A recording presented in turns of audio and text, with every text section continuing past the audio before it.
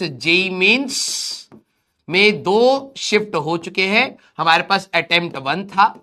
कितने बच्चों ने देखा कि क्या था? अटेम्प्ट 1। और इसमें शिफ्ट 1 की बात करें और शिफ्ट 2 की बात करें कि बेटा आज जेई मेंस का शिफ्ट हुआ है। कल मैं थोड़ा सा खुद मेरे को लग रहा था कि यार पता नहीं बच्चे कैसे करेंगे। फिजिक्स वाला पार्ट मेरे को केमिस्ट्री और मैथ्स का मैं नहीं बोलूंगा, मैं सिर्फ फिजिक्स की अगर आपको बात बोलूं तो फिजिक्स बिल्कुल आपकी इजी कैटेगरी में है। ठीक है, आप ये बोलिए कि 80% आप इजी बोल सकते हैं और मॉडरेट कैटेगरी में आप अपना 20% बोल सकते हैं। मॉडरेट मतलब थोड़ा बहुत कैलकुलेशन करवा लिया, थोड़ी बहुत एनालिसिस करवा ली, इस प्रकार से है। ठीक है, हाँ, जिन बच्चों ने देख लिया है अच्छी बात है, वरना जैसे एक बार क्वेश्चंस कंपाइल हो जाते हैं, मैं रात को आपके लिए जेई मेंस दोनों शिफ्ट के क्वेश्चंस को, जो 11वीं वाले हैं, क्योंकि 12वीं वाले आपके मतलब के है नहीं दोनों को कंबाइन करके मैं आपको दे दूंगा। बहुत सिंपल सवाल है। ठीक है, यस, हाँ, बर्नौली से आया हुआ था वेंचुरीमीटर का, जो हमारे पास देखो यही वाला सवाल है। ऐसा नहीं है कि उसके लिए हम लोगों ने रखा था कि वो एग्जाम में आएगा तो हम लोग करेंगे, नहीं, ये वेंचुरीमीटर है। सिमिलर सवाल यहां पर आने वाला है, सिमिलर सवाल। ठीक है, बल्कि उससे एक बेटर फॉर्म का क्वेश्चन हम लोग यहां देखेंगे जो जनरली नहीं पूछा जाता है। तो इन्वर्टेड ट्यूब का वेंचुरीमीटर के बारे में भी हम लोग डिस्कस करने वाले हैं।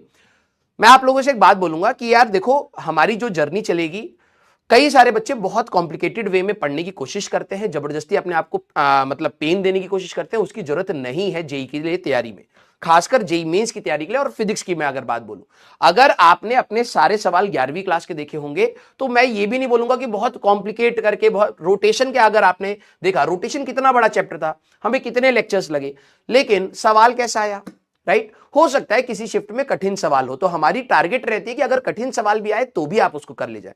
तो मेजॉरिटी सवाल आपके डुएबल रहेंगे, आसान रहेंगे, अगर आप थोड़ी सी हिम्मत करें। जिन बच्चों को रहता है कि सर मेरा ये छूट गया, मैं हाई लेवल नहीं पढ़ पाया, कोई नहीं, अगर आप बेसिक तैयारी भी करेंगे, बिलीव मी, आपके हाथ में एक अच्छा एनआईटी आ सकता है।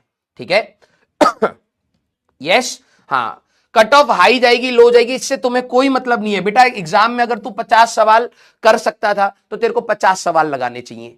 देखो, अगर 100 सवाल लगा सकता है तो 100 सवाल लगा, तू 1000 लगा सकता है तो 1000 लगा। एग्जाम में जितने तेरे सवाल बनने चाहिए वो तू बना करके आ जा, बस तू यही कर सकता है उस तैयारी में। यस सारे बच्चे, हाँ, clear, very good. Sir class note से था या नहीं था, मैं इन सारी चीजों में नहीं पढ़ता हूं, ये आपका काम है। ठीक है, ये आप लोगों का काम है। अगर आप, मैं तो आपको भी सजेस्ट करूंगा इन सब चीजों में मत पढ़िएगा, कोई सेंस नहीं बनाता है ये सारी चीजें।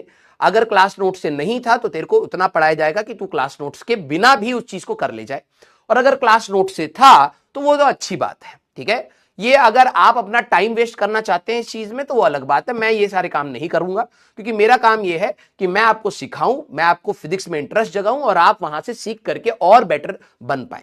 तो मेरा टारगेट ये है, और मैं जहां तक सवालों को देख पा रहा हूं, मुझे ऐसा लग रहा है कि अगर आप भी उस पेपर को दे रहे होते 12वीं वाला पोर्शन हटा करके, तो 11वीं वाले पोर्शन में आपको ऐसा कुछ भी नहीं लगता कि यार ये चीज मेरे को और खतरनाक तरीके से आती तभी मैं इस सवाल को कर पाता। नहीं, एक सब्सटेंशियल नॉलेज रखने वाला, एक नॉर्मल प्रैक्टिस करने वाला बच्चा जो चुपचाप चलता जा रहा है इस कंपटीशन में, वो आराम से इन सवालों को लगा ले जाएगा। Clear, yes. आज बेटा दूसरी जगह से क्लास हो रही है तो आज स्लाइड मैप में भी नहीं होगा, कोई दिक्कत नहीं है। यस, सारे बच्चे स्टार्ट करें आज, हाँ, सारे बच्चे स्टार्ट करें। अरे डर लगने वाली बात क्या है, ये तो होना ही है हमारे पास एग्जाम। तुम्हारे डर लगने से तुम्हारा एग्जाम थोड़ा ना कैंसिल हो जाएगा, वो तो होना ही है। बात यह है कि अपने आप को इतना सक्षम बनाओ कि आप उस एग्जाम को अच्छे से झेल पाओ।